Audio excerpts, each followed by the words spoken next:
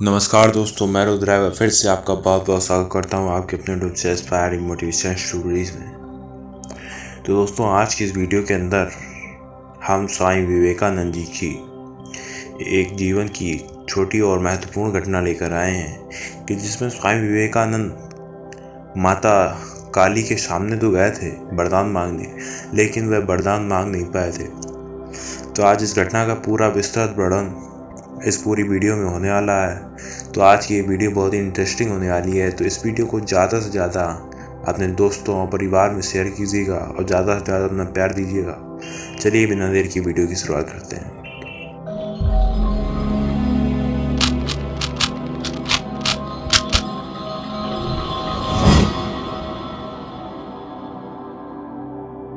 तो बात उन दिनों की है जो आप स्वामी विवेकानंद नरेंद्र थे। उनकी हालत कुछ खासी पतली थी। जो खानदानी उनका घर था वह मुकदमे में आधे से अधिक जा चुका था।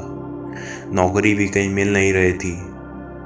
घर में कभी कभार फाके के हालत में आ जाते थे। यार दोस्त उनको कभी कभार कहीं ले जाते और गाना गाने को कहते थे। नरेंद्र सबके लिए खाली पेट गाना गाते, लेकिन जब उनके दोस्तों को उनका हाल पता चला तो वह चुपके से उनके घर के जाकर उनकी माँ की मदद किया करते थे।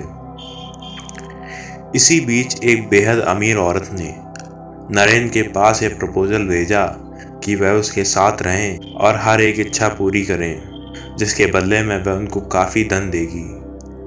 नरेंद्र ने बहुत ही कठोरता से यह प्रपोजल ठुकरा दिया।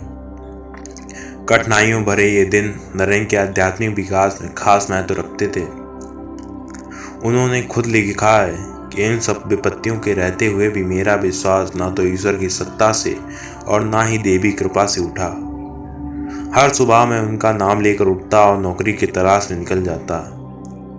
एक दिन नरेंद्र की माँ ने यह सब देखकर उनसे कहा कि तुम वाकई मूर्ख हो। बचपन से ही भगवान की रट लगाए हो। क्या किया भगवान ने तुम्हारे लिए? तो माँ का यह कहना सुन नरेंद्र के दिमाग में सैकड़ों घंटियां बज उठी। दिमाग में उनके शक घर कर गया। क्या ईश्वर वाकई है तो सुनता क्यों नहीं और कुछ बोलता क्यों नहीं? है तो इतना कलेश क्यों है? और ईश्वर चंद्र विद्यासागर की यह बात भी उनके दिमाग में घूमती कि अगर ईश्वर दयालु और गौरवपूर्ण है तो अकाल के समय दो दो कौरों के बिना करोड़ों लोग मरते हैं। नरेंद्र ईश्वर से नाराज हो उठे। छुपाने की तो आदत उनकी कभी थी ही नहीं, तो ईश्वर से नाराजगी भी वे छुपा नहीं पाए। नरेंद्र के विचार बदल गए। उनके दिल में शक घर कर चुका था, वह भी ईश्वर के लिए। बहुत जल्द यह खबर कलकत्ता भर में आग की तरह फैल गई। लोगों को लगने लगा कि अब तो नरेंद्र शराब भी पीने लगेंगे और मांस भी खाने लगेंगे। खबर दक्षिणेश्वर काली मंदिर भी पहुंची।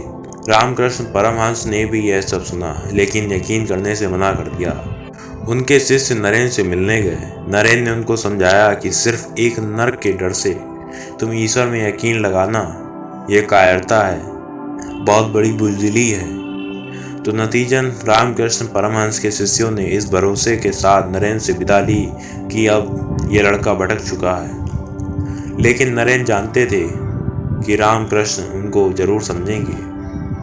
तो सभी शिष्यगण दक्षिणेश्वर पहुंचे। पूरी बातें उन्हें रामकृष्ण परमहंस को कह दी। रामकृष्ण ने सब कुछ सुना और कुछ भी नहीं सुना। उनके भाव एक से बने रहे। जब रामकृष्ण ने एक प्रिय शिष्य भावनाथ ने आंखों में आंसू भरकर ये कहा कि उन्होंने सपने में भी कभी नहीं सोचा था कि नरेंद्र इतने नीचे गिर जाएंगे, तो रामकृष्ण से रहा नहीं गया। बड़े ही गुस्से में बोले, चुप रह मूर्ख। माँ ने मुझसे कहा है कि ऐसा कभी नहीं हो सकता। अगर तूने फिर मुझसे ऐसी बात की तो जीवन में तेरी कभी शक्ल नहीं देखूंगा। दरअसल नरेंद्र को भगवान शिव का अवतार मानते थे रामकृष्ण परमहंस। उनके खिलाफ वह एक हर्फ तक नहीं सुन सकते थे। एक और शिष्य बोला तो भी उसे टपट दिया कि तुम शिव निंदा कर रहे हो। नरेंद्र को समझना इतना आसान नहीं है। खैर, दिन बीते, महीने और ऋतुएं भी बीती, लेकिन नरेंद्र को कहीं स्थायी काम नहीं मिल पाया। एक बार बारिश में भीगते भूखे पेट थके मांदे नरेंद्र घर लौट रहे थे। हर ओर निराशा, हर ओर अंधेरा। आंखें खुली थीं लेकिन कुछ दिख नहीं रहा था। सामने एक मकान था। नरेंद्र उसके सूने बरामदे में एक और बैठ गए। दिमाग में आंधियां चलने लगी। नरेंद्र को चक्कर आने लगा। तभी उन्हें लगा कि कोई अलौकिक ताकत उनके दिमाग में छाया सारा भ्रम छांट रही है। उन्होंने महसूस किया कि उनके सारे शक एक के बाद एक ताश के पत्तों की तरह ढहते जा रहे हैं। ईश्वर में उनका भरोसा वापस लौट रहा था। अब नरेंद्र शांत हो गया। थकान जा चुकी थी। घर वापस लौट आए। उस दिन के बाद से वह एकदम बदल गए। बस उनके दिल में बस एक ख्याल था कि अपने दादा की तरह मुझे भी संन्यास लेना है और सत्य की खोज करनी है। इसी समय एक दिन रामकृष्ण परमहंस कलकत्ता आए। नरेंद्र उनसे मिलने गए तो उन्होंने उनको मंदिर चलने को मजबूर कर दिया। दक्षिणेश्वर पहुंचकर रामकृष्ण ने उनको बाकी चेलों के हवाले किया और खुद समाधि में डूब गए। काफी देर बाद जब वह समाधि से उठकर आए तो नरेंद्र को बड़े प्यार से छुआ और फिर आंखों में आंसू दबाए एक गीत गाने लगे। गीत का मर्म जान नरेंद्र भी रोने लगे। दूसरे दिन तो नरेंद्र वहां से अपनी गौर लौट आए, लेकिन लौटते ही फिर से आत्मविश्वास की वही आंधियां दिलो दिमाग में चलने लगी जिनसे बरसात की उस रात छुटकारा पाया था। नतीजन वह फिर से दक्षिणेश्वर पहुंच गए। नरेंद्र ने इस बार रामकृष्ण परमहंस की मदद लेने की ठानी थी। गुरु से मिलते ही उन्होंने कहा कि वह उनके परिवार के भरण पोषण के लिए माँ काली से प्रार्थना करें। रामकृष्ण ने पहले तो कुछ टाल मटोल की, फिर कहा मैं तो ऐसे नहीं कह सकता। माँ से तुम खुद क्यों नहीं कह सकते? तुम्हारे दिल में माँ के लिए कोई इज्जत नहीं है क्या? इसीलिए तुमको इतने दुख है। लेकिन नरेंद्र जिद पर अड़े रहे। उनकी जिद देखकर रामकृष्ण परमहंस ने कहा आज मंगलवार है, आज रात में काली मंदिर जाओ, माँ के सामने साष्टांग दंडवत करो और फिर जो मांगना है मांगो, माँ जरूर देगी। रात के करीब 9 बजे रामकृष्ण ने नरेंद्र को काली मंदिर में जाने की इजाजत दी। लेकिन नरेंद्र ने जैसे ही मंदिर की चौखट पर कदम रखा उन पर देवी उन्माद छा गया। उनके पैर डगमगाने लगे। मंदिर में पहुंचकर जैसे उन्होंने देवी प्रतिमा को निहारा वह सजीव सी दिखने लगी।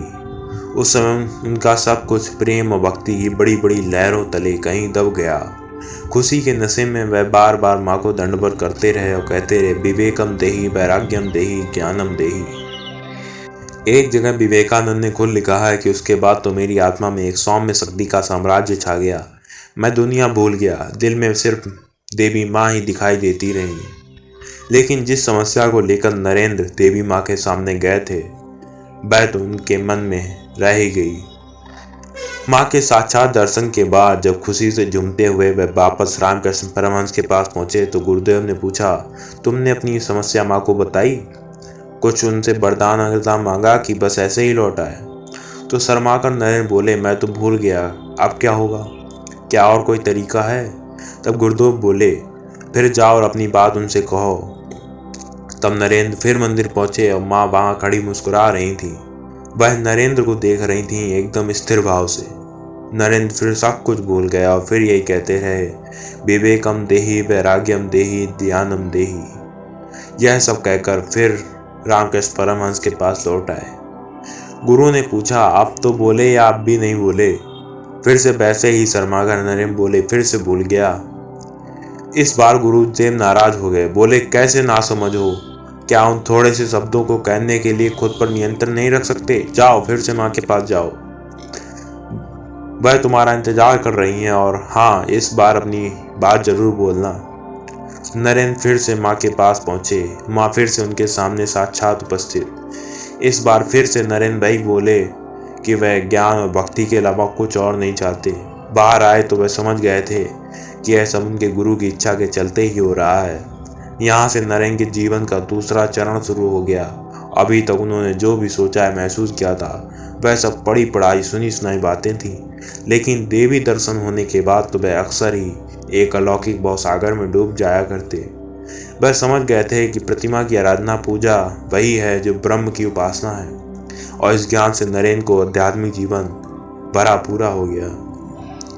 तो दोस्तों आज की इस वीडियो में आशा करूंगा यह आपको पसंद आई होगी।